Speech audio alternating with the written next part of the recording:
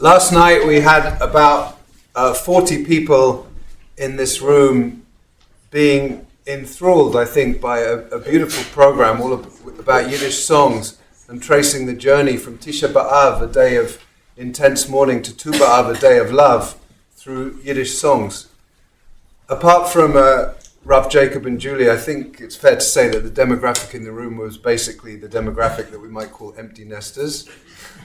No, that's not an offensive thing to say, right? Technically. Huh? Technically, we're empty.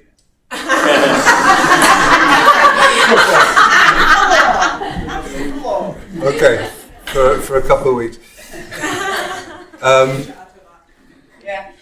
And the Friday night before that, we had, 45 people in this room with a very different demographic of young families celebrating our fourth Friday family Shabbat with this incredible energy, dancing around, kids of all ages, really from his age up until post-B'nai Mitzvah kids. And I say that because these were two consecutive Friday nights and representing such different parts of the community. And I say that because I want to make a point about the story that we read today. The story of Ruvain and Gad, the two tribes, and then it becomes actually 2.5 tribes, who basically say, you know what, our life is good. We've got cattle, we've got wealth. We want to stay on the other side of the Jordan, the land that was historically called Transjordan, because it's on the other side of the Jordan. We don't want to go into Eretz Yisrael, right? That story. And Moshe at first, as we talked about, gets really angry. He's like, what are you talking about? All your brothers are going to go into war and you're just going to stay here and enjoy your wealth? And they come up with this deal that they will be part of the struggle, part of the fight to get into Eretz Yisrael, but then they'll go back and live their lives there. And of course, this story, there is so much I could say, and especially right now. And I don't want to get too deeply into it, but the relationship between the Jewish people in Israel and the Jewish people outside Israel is extremely complicated and extremely painful in different ways. And many of us carry pain in different ways in this moment in history. And this week I have just learned the extent of that. I was reading in an amazing book by Rabbi Shmuley Yanklowitz, I never say his name right, Yanklowitz, who is a modern Orthodox rabbi, who talks about a colleague, he doesn't mention his name, who said as an Orthodox rabbi it would be easier for him to say that he was an atheist than it would for him to say he doesn't support AIPAC. And the reality is, in some communities, if you don't give your true colors and your full and undivided support for Israel, you're basically seen as evil. And in other communities, if you do, you're seen as evil. And it's like carrying the weight in Jewish leadership, and I've talked about this before, is really hard. There are people on the left and people on the right who feel very abandoned. And the reality is, as the world gets so much harder, as many of you know, I was in Israel the night that Iran launched 300 rockets onto the whole country, and it was very scary. And the thought of that potentially happening again any day now, or something similar, those are real threats. I'm also very aware by some of what we've been hearing in the news that's very disturbing. Very disturbing. Some of what the settler violence that is happening in the West Bank is very disturbing. The fact that there were people on the far right who stormed a prison because they wanted to stop there being justice done against reservists who were potentially committing pretty serious abuses of Palestinian prisoners. These things disturb me. It doesn't mean I don't love and support Israel, but I feel like we have to have a full picture of it. And that is, I promise you, not what I want to talk about today at all. But we have to mention it. When we're talking about this relationship between the tribes of Ruvain and Gad and half of the tribe of Manasseh and Israel, it's like, what is our responsibility? Whatever we believe to be true, what is our responsibility? If more than half of the Jewish world lives in Israel, what is our responsibility? What does that look like? And there's all kinds of answers, and each of us would have a different answer to that troubling question, I think. But there's something else that is absolutely powerful and important. Because most of us in this room are not going to live in Eretz Yisrael. Some live half the year in Eretz Yisrael and half the year here. Go Bruce. But most of us don't. Some of us spend a lot of time in Israel, but are choosing not to live there. We're living here. And most of us, not all of us, live in comfort. We have plenty of sheep and cattle, and we have good lives. Most of us. So what does that mean? There's something in the story that is really, really powerful. Because when the tribes of Gad and Reuven kind of agree to the deal, so to speak, if you look at the language of what they say, okay, that sounds like a good deal. So we will build really good safe spaces for our cattle, and we'll make sure that our possessions, our material world is protected, and then we'll build, we'll make sure our children are okay too. And if you look carefully in the text, when Moshe agrees to the term, he switches it. He says, okay, build a future for your children and your families, and then take care of your material wealth.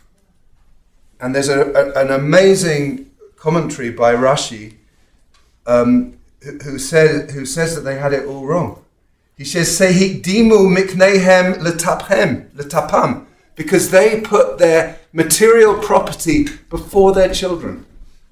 And so that's why Moshe reversed it. And Amar lehem Moshe lo chen, asu ha'ikar, banu lachem tichila arim letapechem v'achar kach gudarot lesonechem. First of all, says Moshe, build a future for your children and then take care of your material wealth. This is an extraordinary Rashi that I'd never seen before, which really implies that another way of looking at the story is not just about the responsibility that those tribes had to Israel, but a responsibility they had to building a future. And a responsibility they all have to building a future. Because what many commentators, including, of course, Rabbi Jonathan Sachs says, is that really the essence of the story is not that we are obligated to go and live in Eretz Yisrael, but we are obligated to create a vibrant Jewish future wherever we find ourselves. And a vibrant Jewish future means valuing education. It means valuing the lives and the study and the learning and the passion of our children before it does about protecting our own wealth. That's what that comment means. That's what Rabbi Jonathan Sachs says. That's why we've invested in an amazing new director of congregational learning in the form of Rab Jacob, because we care deeply about the education of the next generation. And that's why we're building a new building, because we know that the reality is that in order for Jews to feel safe anywhere in the world, they have to feel grounded and held and seen and passionate and knowledgeable about the Jewish life wherever they are. So the story is not telling us that it's a terrible thing that these tribes didn't go and settle in the land of Israel.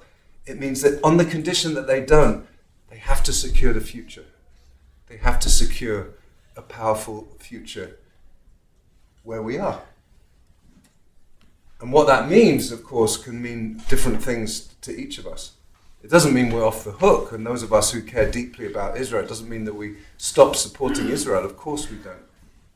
And there are many of us who support Israel deeply, both with dollars and with in other ways, emotionally supporting those who are there.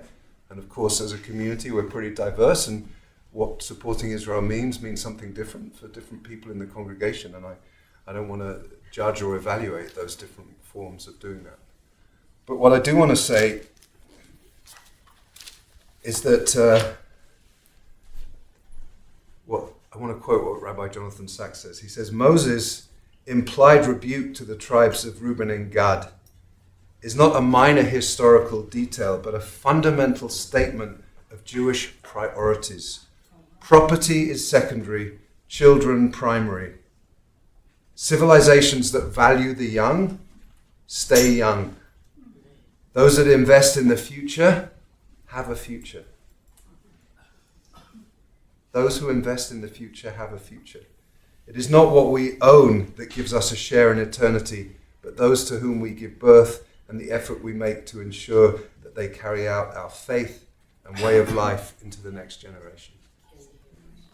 Such an amazing, amazing quote. It's like those of us who've been invested in all kinds of different ways, and Jeff sitting in the front row there has put many hours every week into the thinking about our future.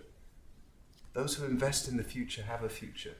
Those who invest in the children are thinking in this very powerful way that was Moshe's rebuke to the tribes of Reuben and Gad, right?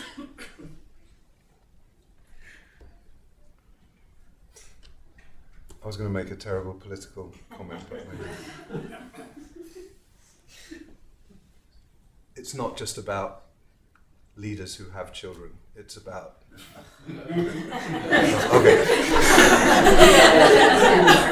Oh, good. That wasn't lost on anybody. Good. Because in rabbinic thought, and yes, I am a rabbi who doesn't have children of my own, but there is a sense that all of our children are our children, and our students are our children, and we invest in a future where there is a profound and beautiful education, and where there is a really exciting and vibrant Jewish future for this community. So Moshe is not spurning or judging the accumulated wealth of Reuben and Gad. It's fine to own stuff. It's fine to have wealth and privilege and to own beautiful houses. But if we are privileged and we do have a lot of stuff, then we also have an obligation to help build the future. And that, this isn't just a pitch for the building. Well, it is actually. In part, it is a pitch, of course. But not only. It's really about seeing our place in the world right now at this very, very complicated and painful time in Jewish history, and just recognizing many of us live every day in existential fear about what the future is going to hold. And most of us have a sense, and I certainly have the sense, I have so little control and impact about the future of Israel and the Middle East.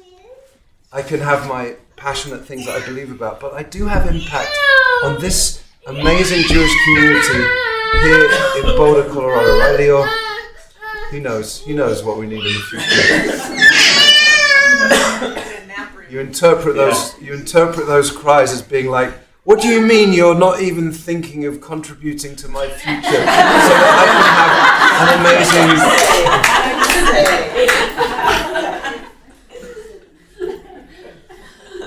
But seriously, it's okay that we hold different beliefs and values about Israel and what should and shouldn't happen there. But if we choose to live here, and most of us living lives of privilege, then it's not okay to ignore our responsibility to make sure that there is a vibrant future here in Boulder, Colorado, because that's what we can do. That's what we have control over. That's what we have impact over, whether we're a leader or a follower. And I'm aware that not everyone in this room lives in Boulder, Colorado, but we do, I think, live in places where we really need to secure a vibrant Jewish future for the next generations, wherever we live.